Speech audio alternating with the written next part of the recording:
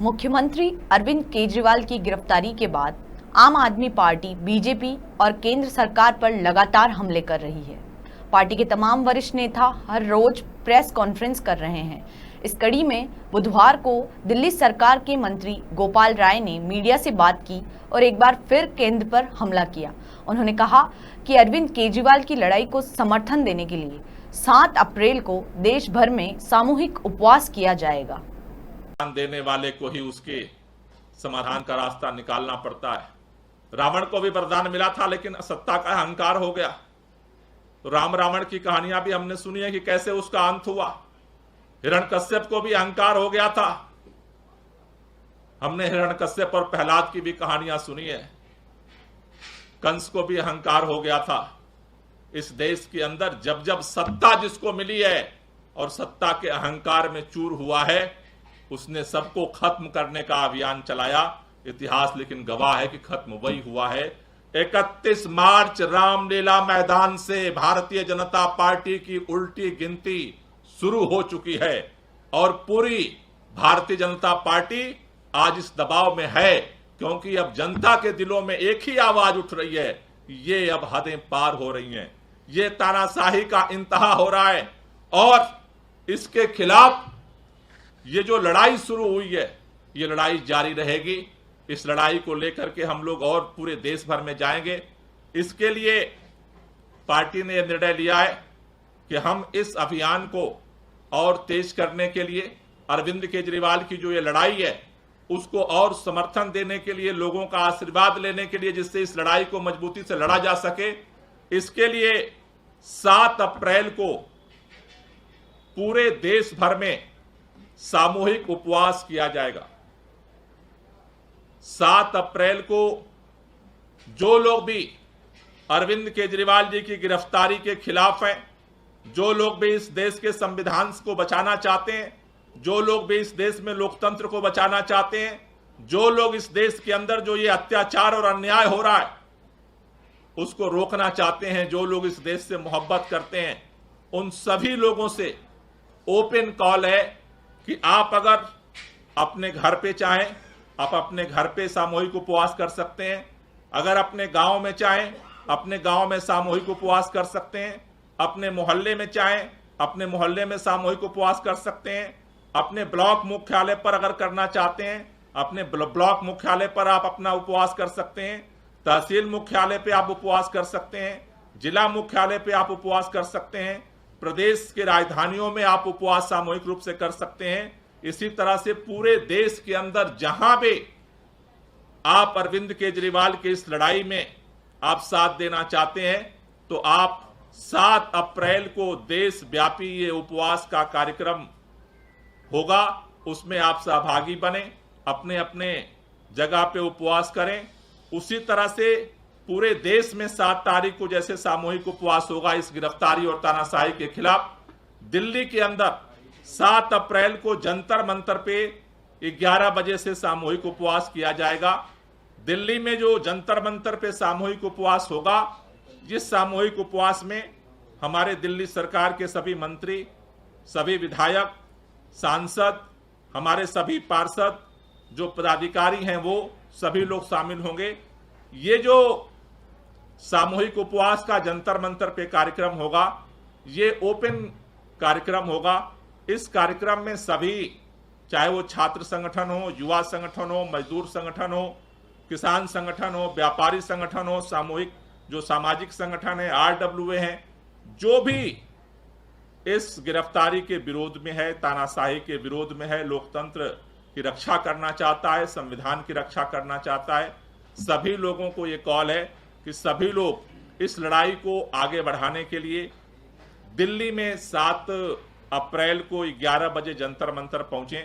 वहां सभी लोग मिलकर के हम सामूहिक उपवास करेंगे और वहां पे प्रार्थना करेंगे।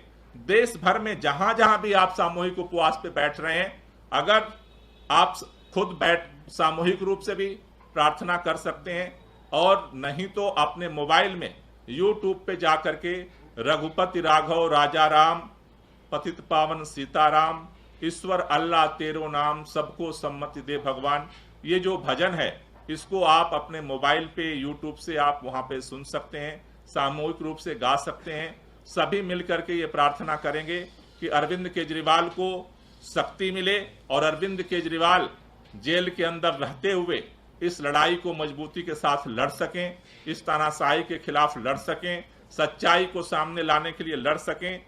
ये पूरा अभियान जो है पूरे देश भर में ये 7 तारीख को किया जाएगा, जिससे इस लड़ाई को और व्यापक और देश भर के लोगों को इसमें जोड़ा जा सके और सभी लोग मिल करके इस लड़ाई में शामिल हों और इस तानाशाही को खत्म करने के लिए अरविंद केजरीवाल का साथ दें।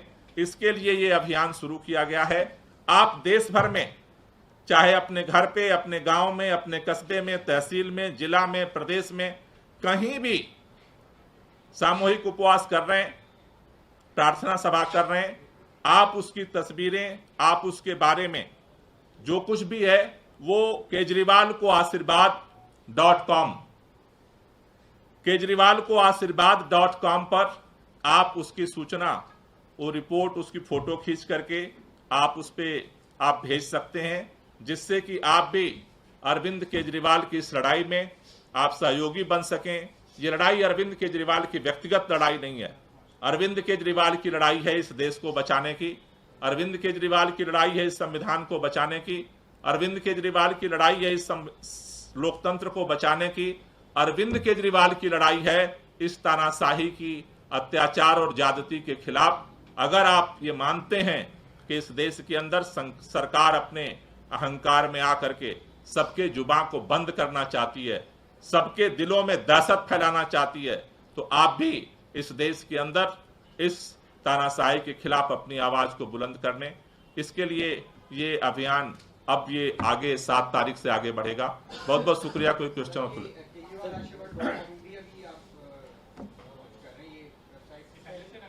ये वेबसाइट है पहले से। ये कार्यक्रम जो है सामूहिक उपवास का रहेगा 7 तारीख का।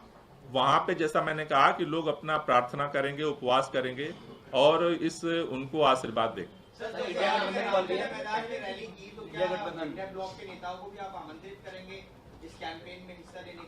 नहीं, ओपन फॉर ऑल है ये। किसी ना तो आम आदमी पार्टी का कोई लिमिटेशन है, ना इंडिया गठबंधन का लिमिटेशन है। किसी भी पार्टी का कोई भी है, अगर वो मानता है कि ये अरविंद केजरीवाल की गिरफ्तारी ज्यादती है, ये ज्यादा हो रहा है, ये तानाशाही है, सबके लिए ये खुला है। कोई भी इस तानाशाही के खिलाफ अपना सामूहिक उपवास करके अपना आशीर्वाद समर्थन दे सकता है। आप लोगों की तरफ से आमंत्रित ऐसे औपचारिक रूप से नहीं किया जाएगा, ओपन कॉल है। ओपन कॉल है, पूरे देशवासियों के लिए कॉल है। इस अभियान का जो पहला चरण था, सीएम की वाइफ ने घोषणा की थी, उसका क्या रिस्पॉन्स रहा? जो व्हाट्सएप नंबर जारी किया गया था, कितने मैसेज है, अगर उसकी जानकारी? वो जो व्हाट्सएप नंबर जारी हुआ था वो 2 दिन बाद क्रैश हो गया था, बंद हो गया था। उस पर जितना सारा रिपोर्ट आई थी तो व्हाट्सएप नंबर तो बंद हो गया था। अब ये सारा जो है केजरीवाल को आशीर्वाद.com पर, इसीलिए आज हमने दोबारा उसको किया है कि इस पे ही सारे लोग भेजें। सीएम की वाइफ भी शामिल? सभी लोगों के लिए कॉल है, उसमें किसी के लिए लिमिटेशन नहीं है। नहीं, वहाँ पे एक और सवाल है सर। हाँ सर, सेहत को लेकर जो 4.5 किलो वजन गिरा है, वो आतिशी जी ने ट्वीट भी किया है और उस पर तिहाड़ जेल का कहना है कि उनका वजन 55 किलो था और 55 किलो ही है और उनकी स्वास्थ्य बिल्कुल ठीक है। ये तिहाड़ नहीं, तिहाड़ में तो अभी गए हैं। वो जब ईडी की कस्टडी में रहे हैं, ईडी की कस्टडी में जिस दिन गए थे उस दिन के बाद से और अब तक उसमें जो है वजन में कमी आई है। तिहाड़ में गए हैं तो तिहाड़ का